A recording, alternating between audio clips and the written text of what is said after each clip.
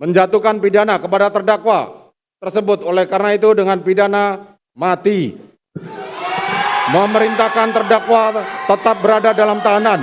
Menetapkan barang bukti tetap terlampir dalam berkas, dikembalikan kepada penuntut umum untuk digunakan dalam perkara lain.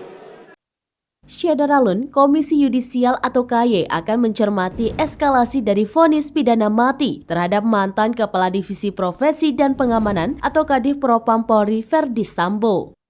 Karena itu, KY akan berkoordinasi dengan tim majelis hakim terkait situasi keamanan pasca memvonis mati Verdi Sambo.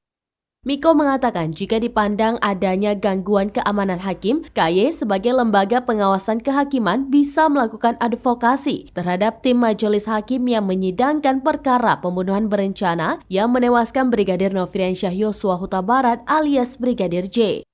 Kendati demikian, KY saat ini masih melakukan pemantauan setelah adanya vonis mati terhadap Verdi Sambo.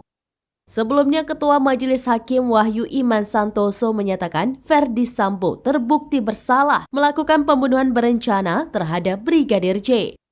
Perbuatan itu dilakukan Verdi Sambo bersama-sama dengan istrinya Putri Chandrawati, ajudannya Richard Eliezer atau Baradae, dan Ricky Rizal atau Bribka RR, serta supirnya Kuat Ma'ruf.